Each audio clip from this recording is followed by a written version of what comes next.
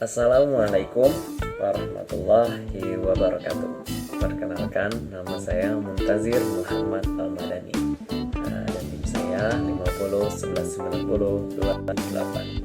Pada kesempatan kali ini, saya akan menjawab soal-soal UTS yang diberikan oleh dosen pengampu saya, yaitu Pak Z. Harlianto, yang sudah sangat baik memberikan UTS ini dan membuat laporannya melalui pembuatan video seperti ini. Terima kasih Bapak, terima kasih. Ini sangat membuat kami melatih public speaking kami.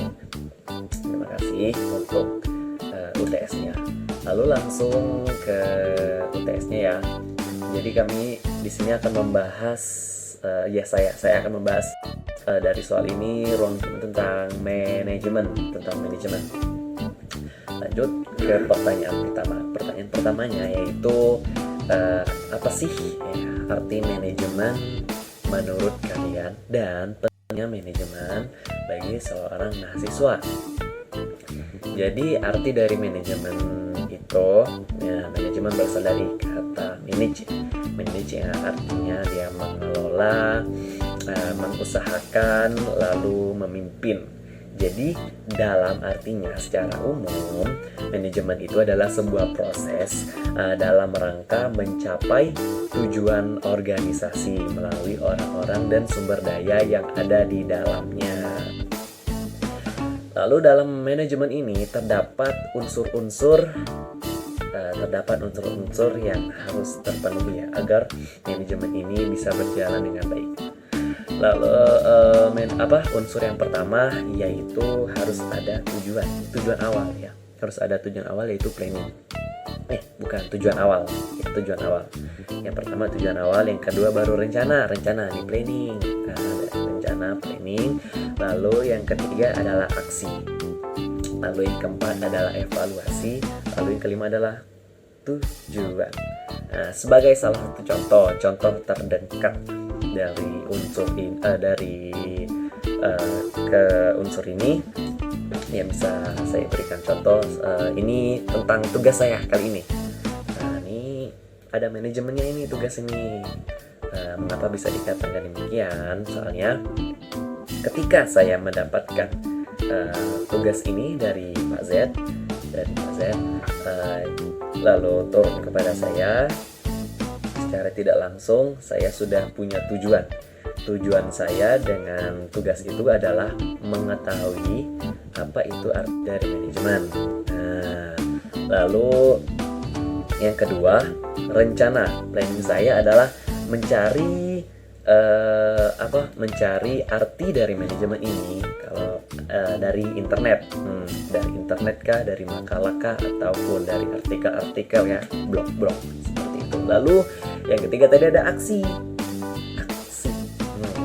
Aksi ini yang saya lakukan adalah membaca artikel-artikel seputar manajemen,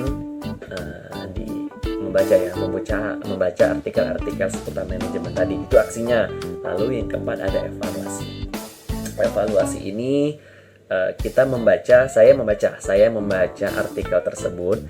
Namun jika menurut saya artikel itu kurang pas ataupun kurang memenuhi seperti informasi yang saya inginkan, maka saya akan mencari lagi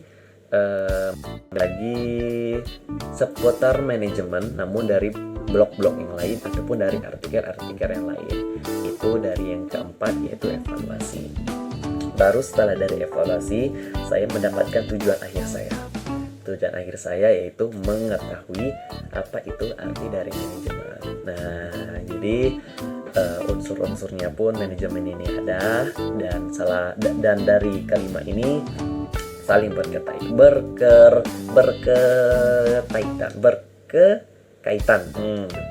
Yang pertama tadi ada tujuan awal, lalu rencana, lalu yang ketiga ada aksi, evaluasi, dan yang terakhir tujuan akhir.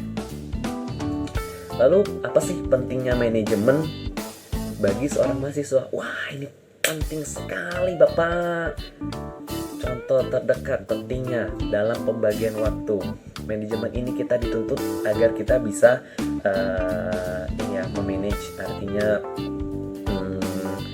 kita membuat kepemimpinan pada diri kita sendiri, contohnya dalam pembagian waktu.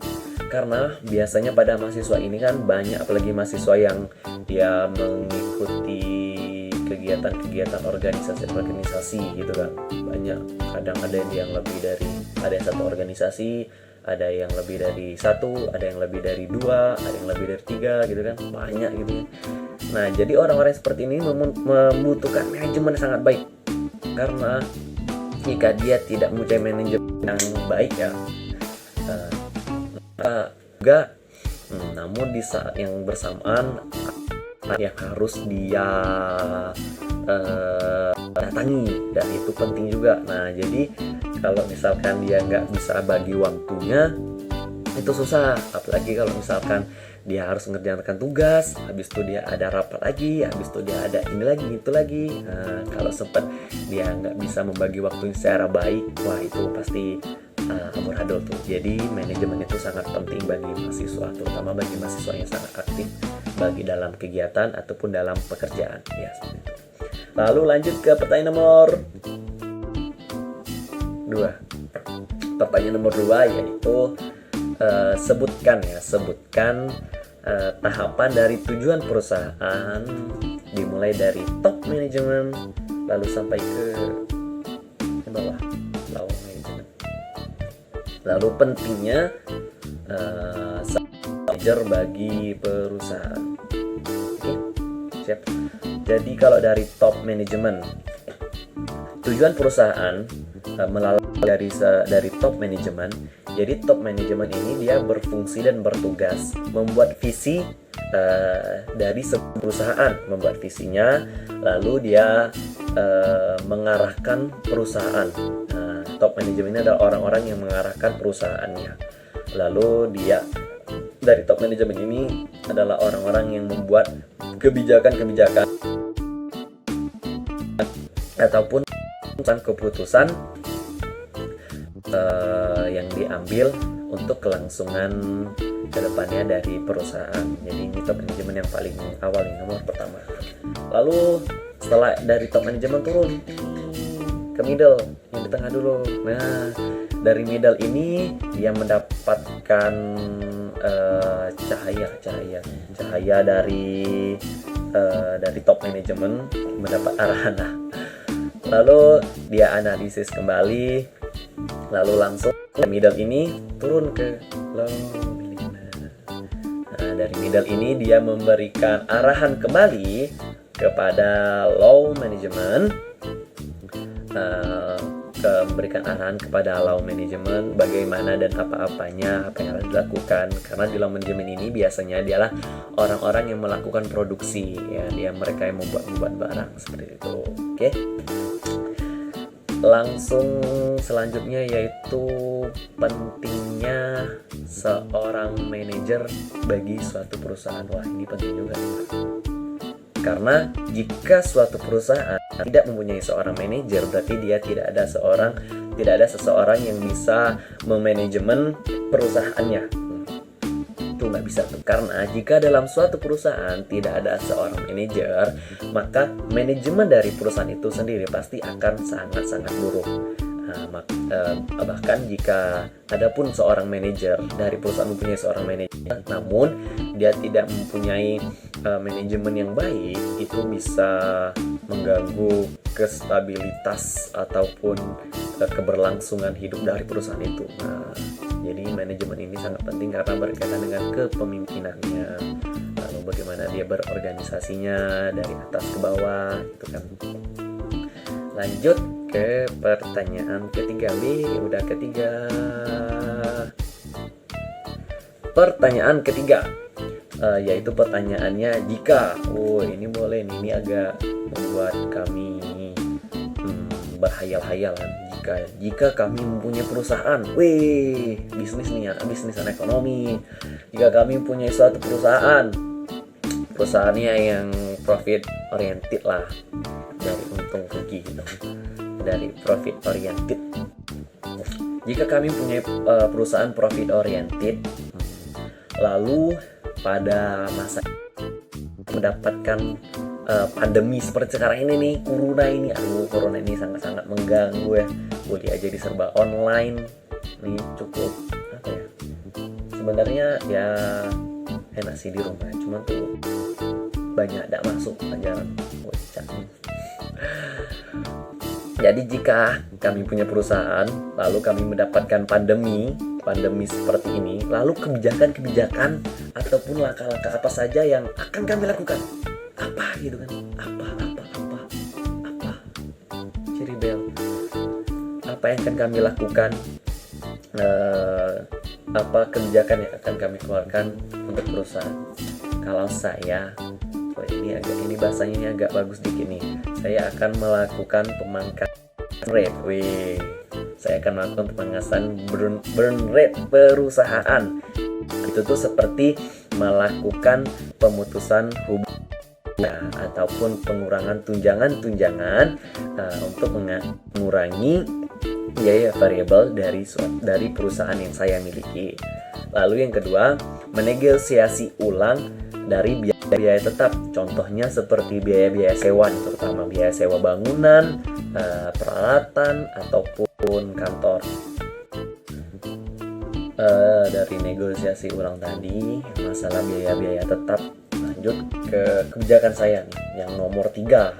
Ini terakhiran nih, kebijakan nomor 3, yaitu kebijakan saya mengatur ulang strategi dari penjualan di perusahaan saya. Jadi bagaimana dengan strategi yang baru ini dalam menghadapi pandemi?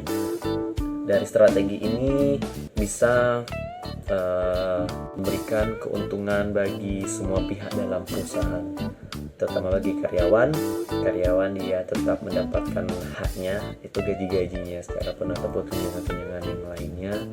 Dan dari perusahaan pun kami tetap mendapatkan jasa dari karyawan kami, mereka bekerja dengan tetap baik kepada kami.